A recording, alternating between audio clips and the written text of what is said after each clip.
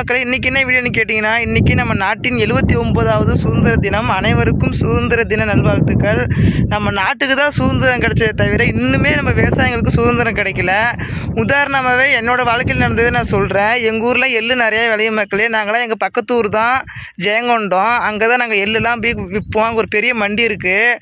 அங்கே மறைமுக மேலே நடக்கும். மறைமுக மேலேனா என்னென்னு கேட்டிங்கன்னா, எங்களோட பொருளை போய்ட்டு அங்கே வச்சுருவோம். 10 வியாபாரிங்க வருவாங்க. அவங்க அந்த எள்ளுக்கேற்ற விலையை அவங்க சீட்டில் குறிப்பாங்க. மறைமுகமாக மறைச்சி யாருக்கும் தெரியாமல் அதை அவங்க எடுத்துகிட்டு போயிடுவாங்க ரூமுக்கு. ஒரு 10 வியாபாரிங்க அது எந்தெந்த விலை எப்படி என்ன இதுன்னு டிஸ்கஸ் பண்ணிவிட்டு அந்த விலையை சொல்கிறதுக்கு 5 மணி மேக்ஸிமம் 6 மணி ஆகிடும்.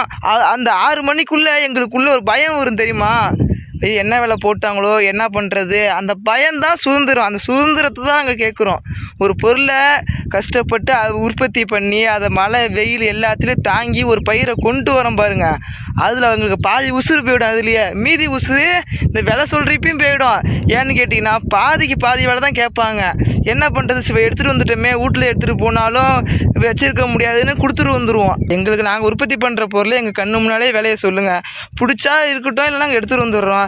அது எங்களை அவ்வளோ நேரம் காக்க வச்சு அந்த